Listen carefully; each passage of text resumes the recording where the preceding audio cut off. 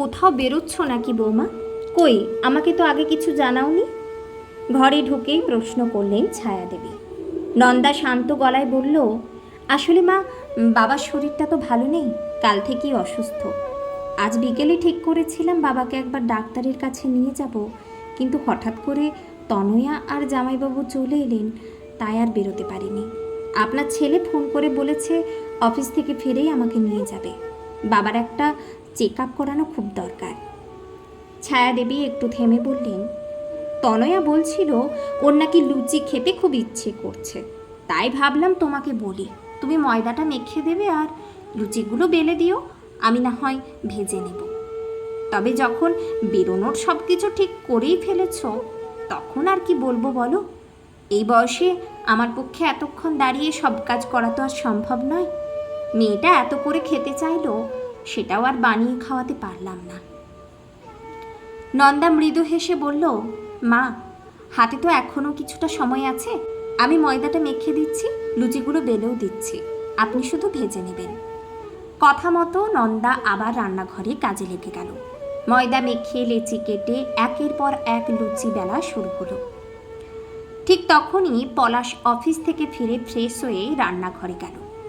নন্দাকে কাজ করতে দেখে সে অবাক হয়ে বলল, কি হলো নন্দা, তোমাকে তো বলেছিলাম তৈরি হয়ে থাকতে, ডাক্তারের অ্যাপয়েন্টমেন্টের আর মাত্র আধ ঘন্টা বাকি, এখনই বেরোতে হবে।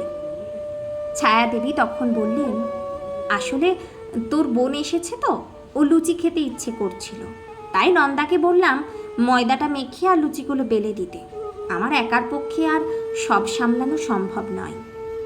পলাশ শান্ত গলায় বলল, এখন তো আমাদের বেরোতেই হবে মা, অনেকটা দেরি হয়ে গেছে, আমি বরং তনয়াকে ডেকে দিচ্ছি, ও লুচিগুলো বেলে দেবে, তুমি না হয় ভেজে নিও।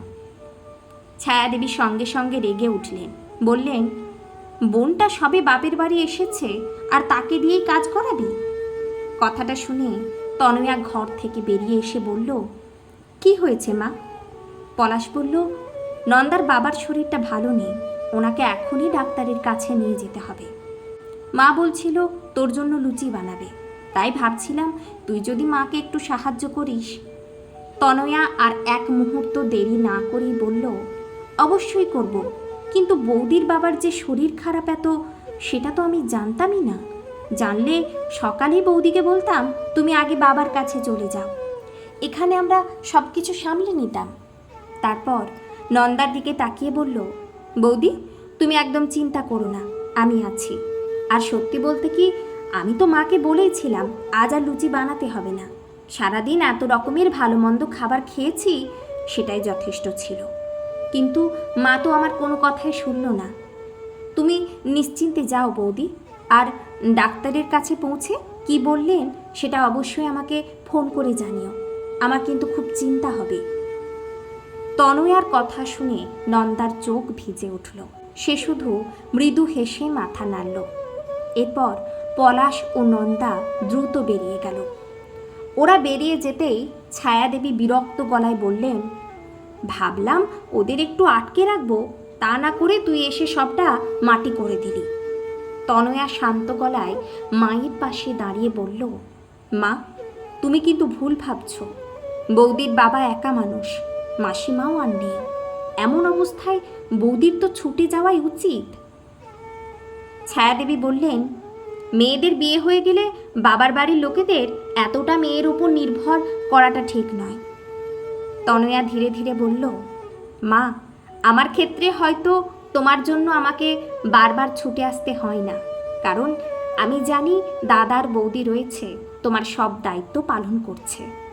কিন্তু বৌদির বাবা ছাড়া আর কেউ নেই, সে একমাত্র মেয়ে, তাই বাবার প্রতি ওরও তো দায়িত্ব রয়েছে।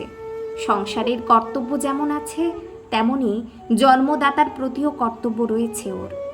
ছায়াদেবী মুখে তখন আর কোনো উত্তর রইল না। তিনি শুধু বললেন, তোর ভালোর জন্যই বলছিলাম, এতদিন পরে এলে তোকে ভালো করে কিছু খাওয়াতেই পারলাম না। তনয়া বলল, ভালো মন্দ তো সারাদিনই খেলাম মা, আর আজ সন্ধ্যাতেই আমাকে ফিরতে হবে, কাল রণজয়ের অফিস আছে, তাছাড়া আমার শাশুড়ি মাও তো বাড়িতে একা আছেন। ছায়াদেবী অবাক হয়ে বললেন, একটা রাতও থাকবি না? না মা, তনয়া উত্তর দিল। তুমি তো জানো বয়স হয়েছে মায়ের। রণজয় কখনো ওনাকে একা রেখে নিশ্চিন্ত কোথাও থাকতে পারে না, তাই আজই আমাকে ফিরতে হবে। এদিকে লুচি ভাজা শেষ হতেই তনয়ার ফোনটা বেজে উঠল। ফোনের ওপারে নন্দা। বাবার চেক আপ হয়ে গেছে, ডাক্তার বলেছেন ভয়ের তেমন কিছু নেই, তবে আজকের রাতটা খুব নজরে রাখতে হবে। আজ মনে হয় আমাকে বাবার কাছেই থাকতে হবে। তনয়া স্বস্তির নিঃশ্বাস ফেলে বলল, তুমি একদম চিন্তা করো না বৌদি, আজকে রাতটা আমরা এখানকার সব কিছু সামলে নেব। তুমি শুধু বাবার পাশে থেকো, আর কোনো দরকার যদি হয় সঙ্গে সঙ্গে ফোন করবে। দায় গল্পটির দ্বিতীয় পর্বটি আপনাদের কেমন লাগলো অবশ্যই কমেন্টে জানাবেন। বাকিটা পরবর্তী পর্বে জানা যাবে। কলম ও কণ্ঠে বর্ষা। ধন্যবাদ।